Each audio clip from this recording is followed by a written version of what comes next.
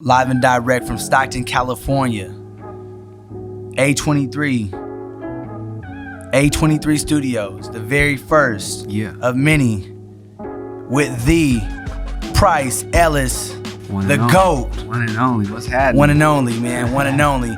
Yeah. Before we get started, I just want to say shout out to our sponsors, A23 Studios, a place where creatives, for giving me this workspace to be creative and interview such a GOAT, in my opinion.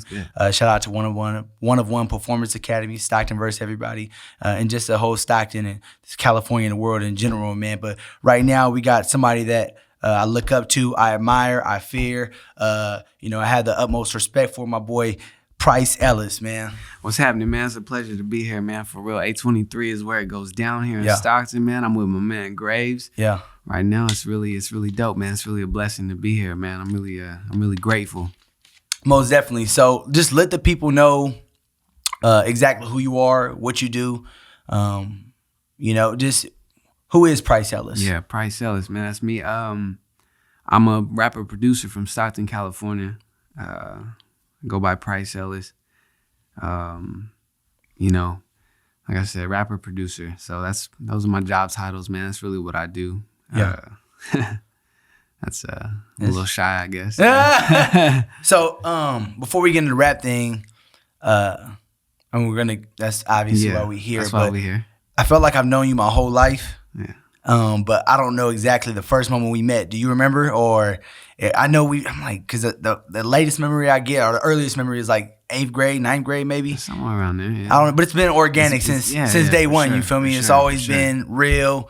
You've always been a stand-up guy, but your pants still sagging a little bit, you know? Right. Probably some house parties, you know what I'm saying? Yeah. I mean, you got to remember back, early 2009-ish, you know what I'm saying? Yeah. About then, house parties are really cracking in Stockton. I think we had a very distinct scene. Yeah, most definitely. We were definitely getting hyphy, maybe a little too hyphy too at much times. like Oakland, you know what I'm saying? But big shouts to them. They had a heavy influence. We were Little Bay, I think, at that time, so we were really going dumb. Yeah. As far as the scene, the Bay goes dumb and we went wild. Right? Yeah, like Fab that's how it said. went. Yeah. Shouts to Fab for that one. But yeah, I'm sure we met on that scene. Yeah, And, no, most definitely. It's been man. organic since. I was rapping since then, so. You was rapping before that. Yeah. I'm telling you, it was before 2009, because I remember I'm sure. you was on the radio when I was in 11th grade. Okay. You ended up being on the radio. It was that unsigned thing. Yeah. You won a couple nights in a row. Yeah, I was actually the first artist on the Unsigned at 9 Hype. And you won. Yeah. Yeah, you was on there, but they would even play you other times during the day after like you won so many times. Yeah, I was getting some rotation back then, man. It was pretty dope. It was all love back then. I think the director at that time was Louis Diaz. It was pretty dope. Yeah. My cousin was on the scene too, Amanda King. Yeah. Right. It was really dope. I was just blessed, it was good timing. I was a little young cat just trying to do it, so been doing it since then. I think I elevated a little bit. I really wasn't myself yet. Yeah. I was just a young kid. Like most people, we didn't really know who we were. Exactly. Figuring it out. Yeah, but you'll find yourself. Make some mistakes. Get out there and make some mistakes. Get out there and fail and get humbled. And life will do that, And here I am today, man. We're still linked up, so it's pretty dope. Most definitely. When was the first time you fell in love with the process of putting that pen in that paper, or that thought in your mind to I guess you could say express it, rapping? How old were you, and what was the exact moment? I started writing music like really young, like at 11 years old. I can't really pinpoint the exact first time. I was influenced by somebody. I definitely had a couple cousins that, were trying to rap at that time. They still rapping? Nah. I always give props to 8 Mile, man. I think I'm gonna say that like in every interview. 8 Mile had a huge impact on everybody, especially at my age. I think I was like in 6th, 7th grade. Yeah. And I gotta say the grinding beat by Clips. Like who wasn't doing that? Yeah, who wasn't doing that on lunch like a tables, school desk, right? Shit. And I wasn't huge in freestyling. I think I was I didn't have the esteem, I didn't have the confidence to get out and freestyle, and not like I do now, but not saying that I do now, but I don't know, that expression, that vent came from somewhere deep, and once I started, it felt right. Yeah. What was your first song? Do you remember that? Yeah, my first song, I was like like 14 years old when I first started recording. It was on the Scarface instrumental My Block. And yeah, that was dope. That was really dope. I thought that I was somebody. At that time, though, home studios wasn't popping like that. Like, if you had a CD or if you was even recorded on anything, you were considered pretty dope. And I got lucky. I met somebody who had one, and he let me in there a couple times to drop what I would call a demo, you know. Yeah. And how many songs was it? Man, it was like 3 or 4. Woo! Yeah, so that was big time, you know, and it got me a little clout, I gotta say. You know, that was in MySpace days, and not that internet even really mattered at that time. It was like, you know, in high school. So that no, I mean, the word spread though. No, that we really started this whole social media era because if whoever you mess with wasn't in your top 8. Top 8, man, that was huge. Hey, look, that was real. Huge. Like, you feel me? If you wasn't in the top 8, like, oh, that's his man's. All right, yeah, exactly. That's his girl. Nah, she was that number 8. Now she number 1. Now I don't know, something changed. 1. I think I had like all females in my 8. Yeah, you was a goat. That's why. Nah, that was a good time, but that was a while ago. You know, the game has definitely changed since then, and I think in a great way, especially for the area. Yeah, I think Stockton is really dope now. I would say at that time, if you were on the rap scene. And if I was looking at you, you were huge. You were colossal at that time. I mean, just a couple of names that go off the top of my head. I think of like people like Awkwards and put them in the box. You know, Mac a lot. You know what I'm saying? Sosa, Sam Raw. These guys were huge to me. You know, they like had real CDs. You know, and they were like real really artwork doing too. It. Yeah, I was like, man, posters all over town. How do they even do this? You know what I'm saying? Yeah. Like I'm like sitting here with nothing, and these guys are like really doing it. So it really seemed like light years ahead, you know. Yeah. And you know, the game evolved definitely. I do miss that era. That was a real authentic era. You know what I'm saying? Like if you had that, you were really doing it. You had to really get out there and do it. Now it's just I record and I can just put it on there. It's a little easier now. I'll say it's a little more available to everybody, but it also, you know, raises the stakes and has its impact on the culture. So it's pretty dope, man. So I'm still blessed to be a part of it and lightweight relevant, you know. So I'm here doing it, man. And you call me a goat, man. That's crazy. I'm blushing right now. It's my man. Dog right here, man. I'm be gassing me up, dog. No, I'm not gassing. You know, I'm a real one. I'm gonna give it to you real. I'm gonna give the people that's real because I've seen you, like I've told you before. All right. You started off. You've always been relevant, but you never take steps back. And even when you do take steps back, I can't tell. You could tell because you. Right. But as far as just like, you know, I guess you could say your rapping style has always been good, but now it's just like you performed at my party a few weeks ago, about 2 months ago, and it kind of blew me out the water. Your stage presence is like, I mean, of course, you know, I know you as a person, but you really got into character and you was a whole different person. I'm like, I don't know this Pryce. Like, who is this guy? Like, yeah, that happens. That does definitely happen, man. Now, how do you prepare for those moments? Like, as far as just being on stage and just getting ready to perform and. You know, I think one of my worst fears is being like unprepared.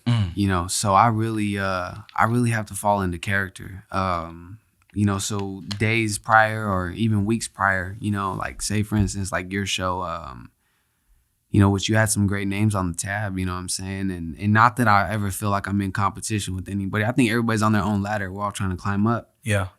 But I just try to do my best. I definitely like resort to meditation, exercise, you know, things to clear my mind and help me just focus on the goal, you know, like all the while that I'm meditating and you know, exercising, I'm rehearsing. It's going in my head 1,000 times. The headphones are in, and I get a little lost in the character. You know,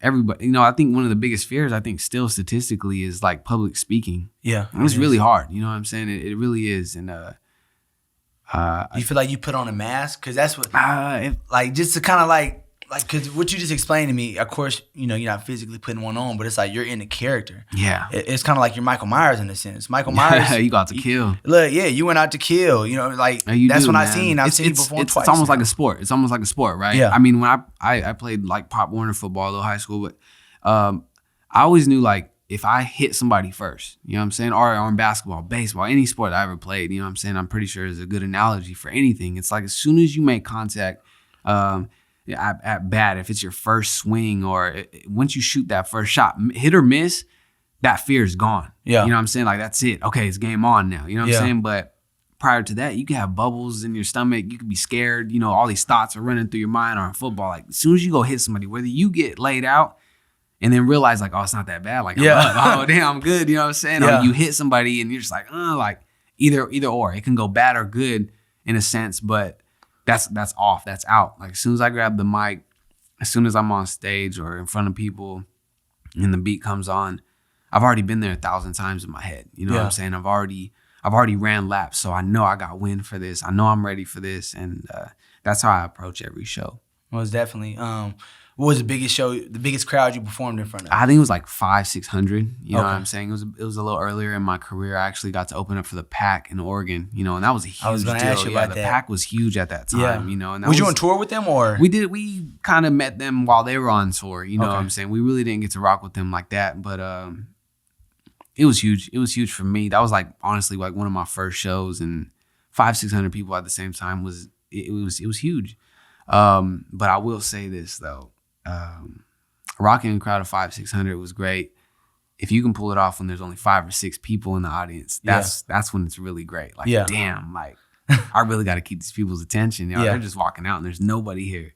You know, 500-600, 100 could fly out and you wouldn't even know. But so also small crowds are just as hard, man. If probably not harder. Yeah, if not harder for real. Yeah, you really got to be on your P's and Q's. All eyes are really on you. Yeah, for real. You know, Tupac.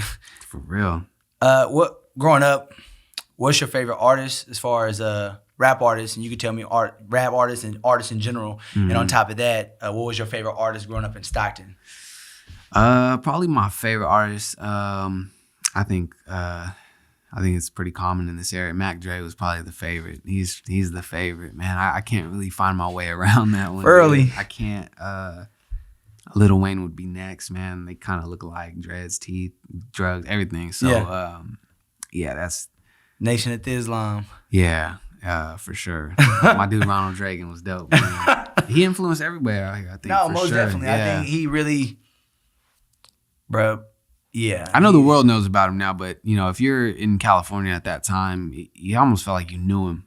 No, most definitely. Yeah. And I remember, like, as a kid, I used to see him driving around out south in a van. Really dope. Yeah. You know, I seen him one time at an airport. I seen him at an airport one time. You holler at him? Hell, I was scared, dude. Like, you know what I'm saying? Like, but there was people already around him, but I was like, goddamn. Ronald Reagan. Fucking Mac Dre right there.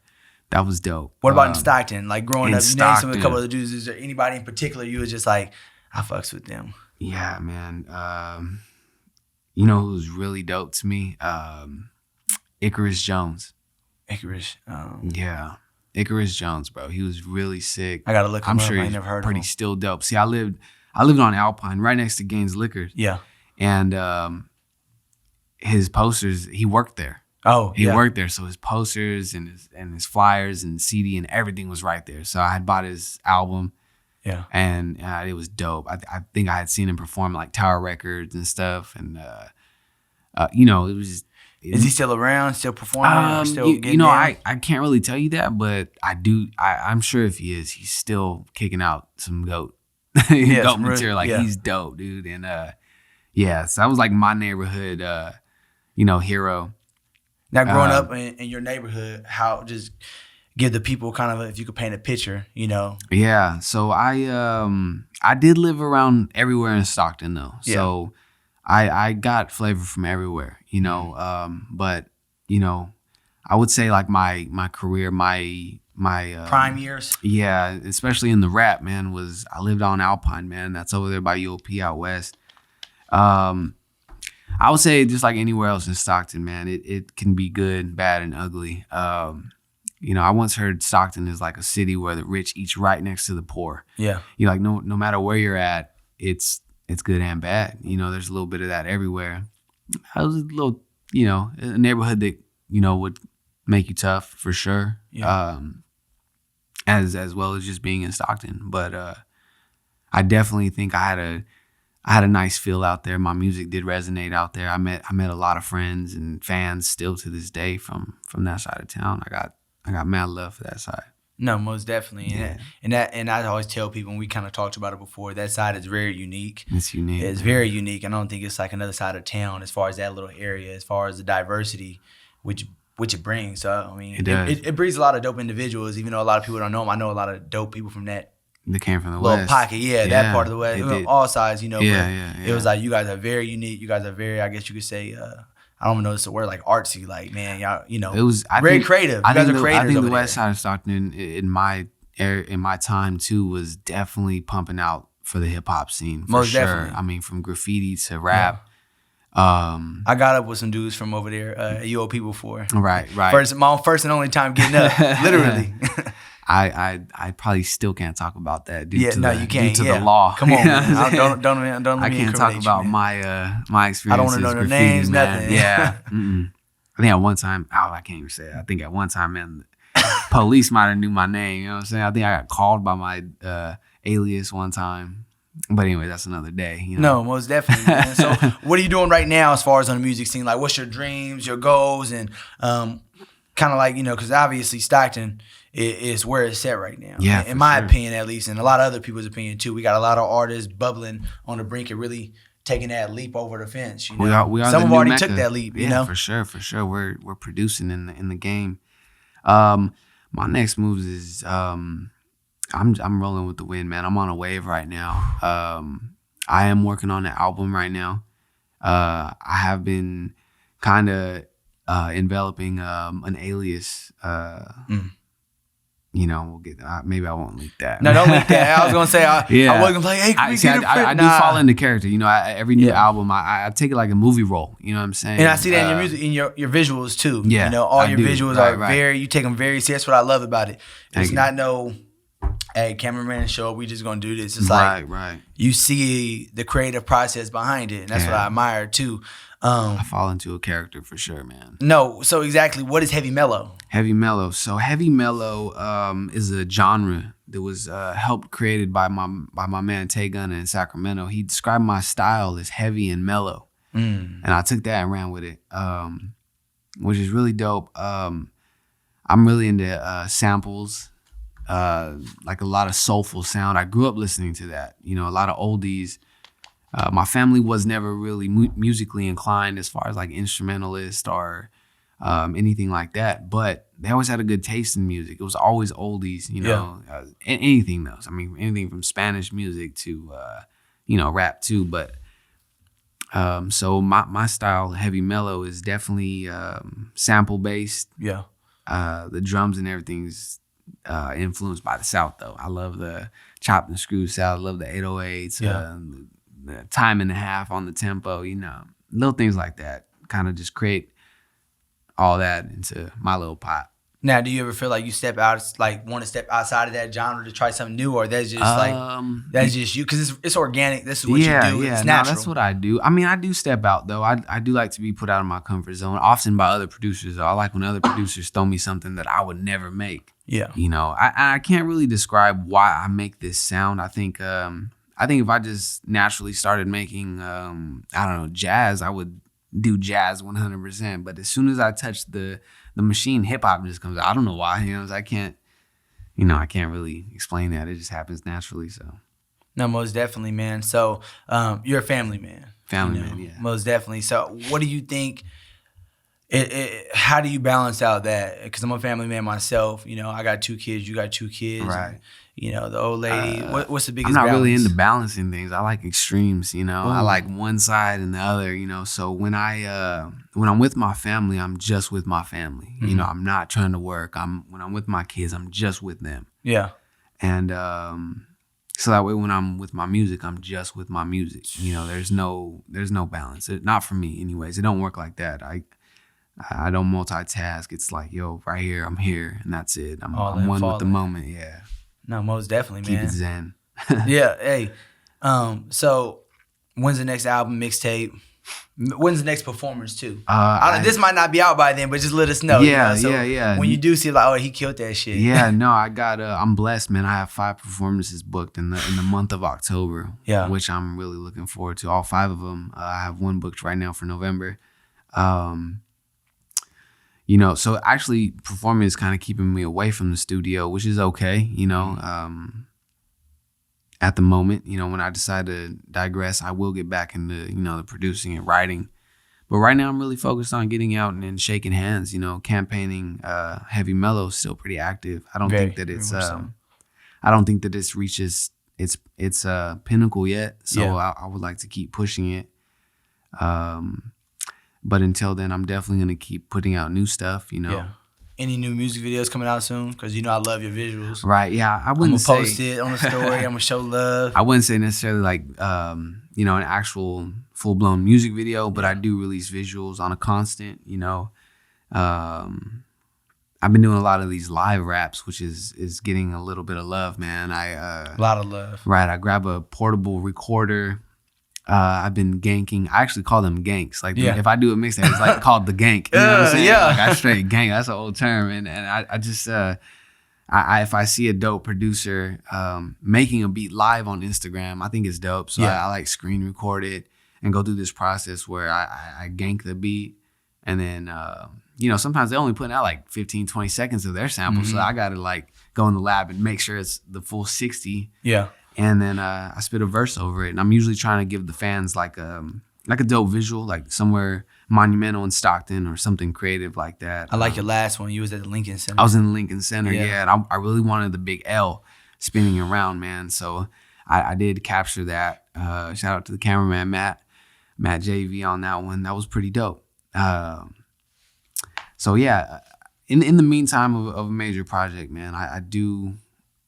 you know, like Lil Wayne definitely influenced the whole mixtape thing, like just rapping to anything. You know, I really don't wait for nothing. I just kind of go guns blazing. So if the beat's dope, I'm not gonna, you know, wait on that. I'm on that. I'm like taking that shit. What's your favorite Wayne mixtape since we own it? Oh man, come on, the Drought 3, man. That was nuts. Like that was mine too, but actually, fucking Louisiana. Oh, like literally, I listened to that from my senior year of high school to as far as before every football game. That was like my little. Yeah, for sure.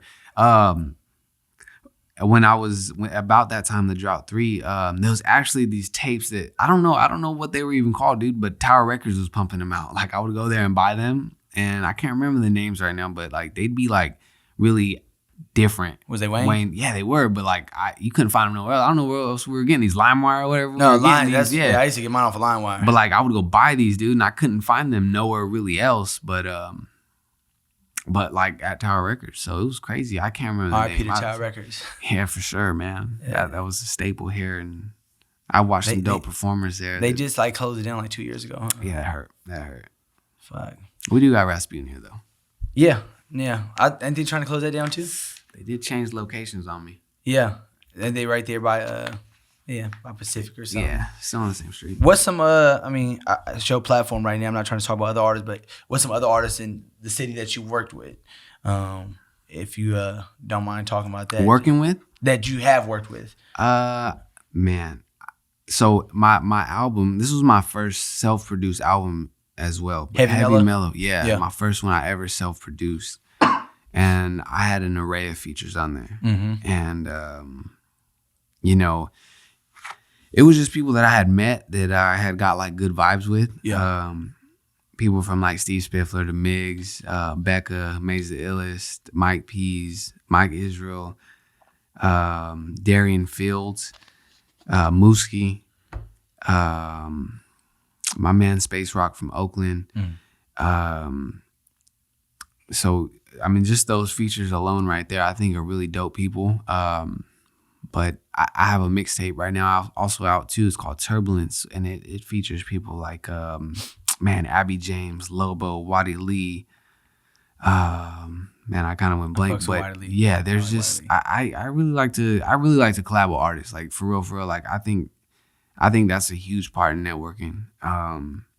Also, it's like what we do. So you know what I'm saying. I think it's like running a pickup game, like a basketball or something. You know what I'm saying. You should hit the park and have fun. It's not so like serious.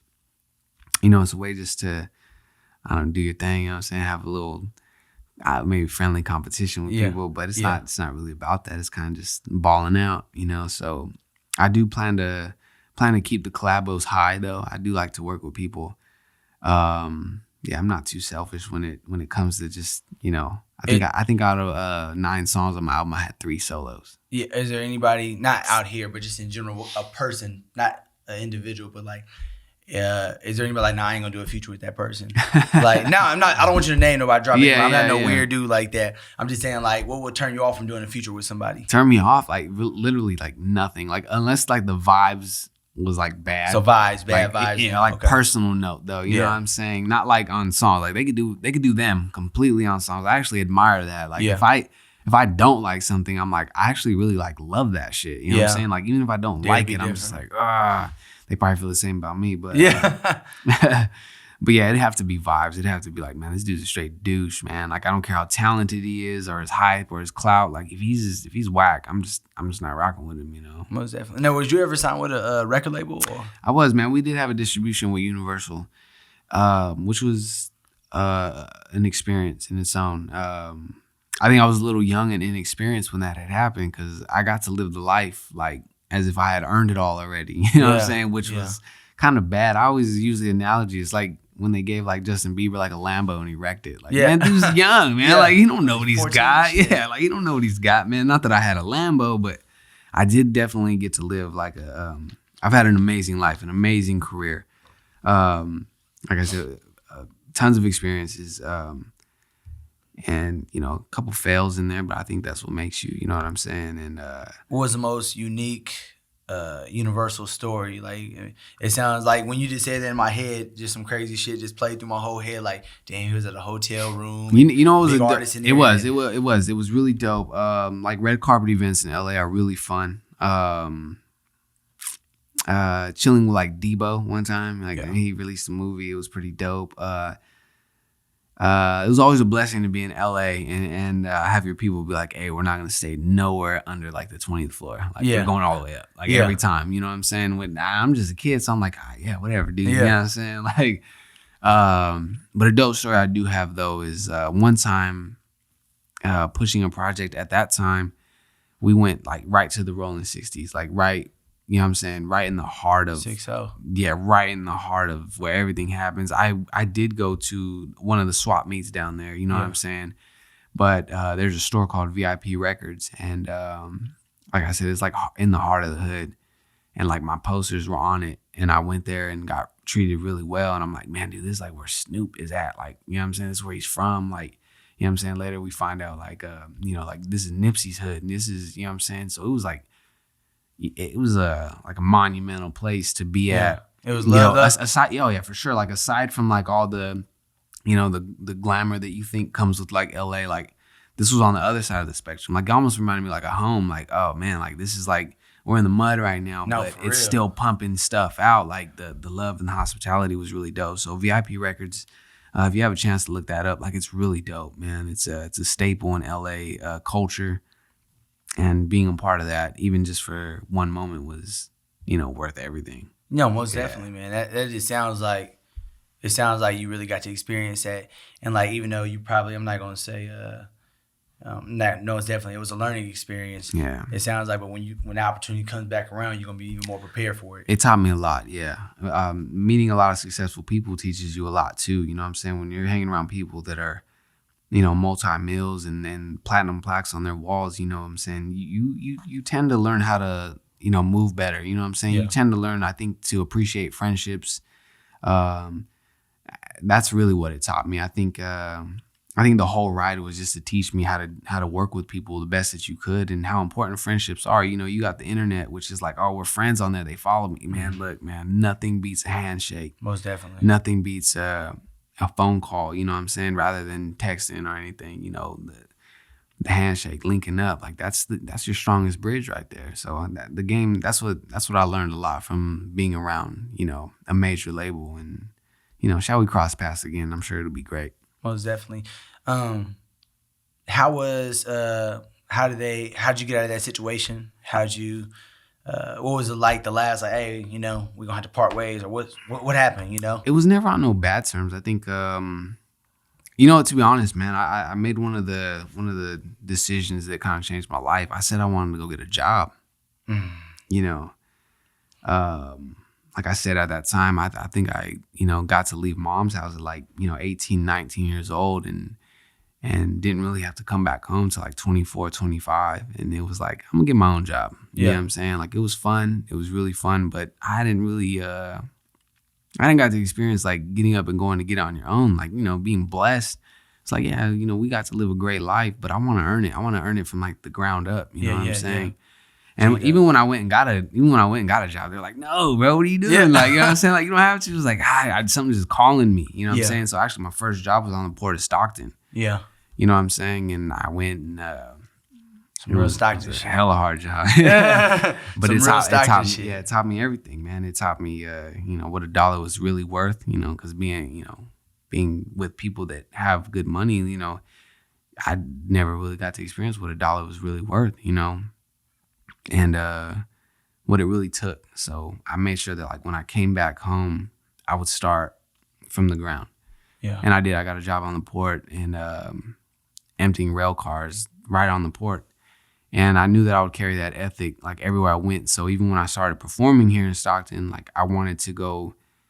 My first actual like gig in Stockton was a cypher.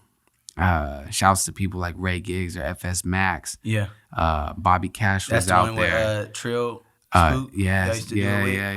Spook the Lieutenant. I'm like dead serious. Like Spook is the one who put me on. Like yo, if you want to come rock this cypher, like it's good. And literally it's just like, 30 rappers out there. You know what I'm saying? Yeah, I used like, to watch on YouTube all the time. Right, exactly. Yeah. And I grew up watching like, the Jungle and battle rapping, like I said, the Awkwards, the Sazus, people don't know we were really famous like worldwide for battle rap. For real, Cocky, you know what I'm saying? Just seeing RB that. Tall T. Yeah. What was it? Grind Time or, like it was just, Tall T, you know what I'm saying? Guy was a straight character. So, yeah. When I came back and I was like, hey, I'm gonna hit my hometown. I never performed here until then. And my first event to perform at was in the streets. It was a cypher. But to me, that was like starting at ground zero. Yeah. You know what I'm saying? Slow motion better than no motion, man. Right. Shit. So I wanted to get right there and just jump right on the scene with people who are doing it right there in the streets. And I built some of the greatest connects. You know what I'm saying? Me and FS Max are still, actually everybody that I met there is still really good. Me and Spook are really good. He's really doing great things for the city. So is Max. They created platforms, putting on for the city. And I think, things like the Cypher really started that, So from there, coming home and jumping right there, it was like, man, I'm going to open mic next. You know what I'm saying? I'm going to start right here at the bottom. And it wouldn't be for another year until I would start getting asked to do shows. So here I am, man. Most definitely. I asked. I'm like, hey, Pryce, man, you want to do this? We're about to wrap it up, though, man. But what is your hopes for the rap scene and the music scene in Stockton? Just kind of to end on that note. And I think we're in a very good direction, dude. I honestly do. I think it's because of people like yourself and a lot of other people creating these platforms for artists to be able to be artists and for events to be fun and safe in the sense that you can just get out and be with your family again out in Stockton. Shouts to my man Jimmy Choose. He's always putting on for people. I just rocked Wet Fest. Shout out to Mobile. Yeah, Mobile Clothing. I just rocked Wet Fest with him. Stockton's finest. They got the gloves up thing going on. They do. You know what I'm saying? So it's huge and it's so valuable for people to be doing good events here in Stockton, and let alone that. That there's great talent out here. Artists putting on, their shows are getting doper. Some of these symposiums are dope. A23's got some dope shows cracking off. The Hidden Gems. Steve Spiff is putting on shows right now. Like, it's just really getting good. And I would just encourage the city to really recognize this and get out and just have a good time in Stockton. We're becoming something huge, for real. And that's one thing we got to do, man. Just keep putting on for the city, man. I appreciate you, bro. You already know how much it is, man. Hey, sometimes I just randomly FaceTime this dude and be like, man, you on your shit today? You be like, man, I'm on my shit, man. So keep it up, bro. I appreciate you, bro. I respect you, man. Keep doing great things, man. Thank you. My first artist, man. Shout out to our sponsors, A23, the dopest place for creators in the city of Stockton. Straight up. One of One Performance Academy, Stockton vs. Everybody Clothing, StocktonVsEverybody.com. Blue Chip. Hey, that was look. Before Stockton vs. Everybody, I had it. It was Stockton vs. Everybody. I stopped doing it because nobody was messing with it. I brought Blue Chip and then I brought it back. So, been supporting since then, man. I appreciate it, man. Thank you, man. God bless.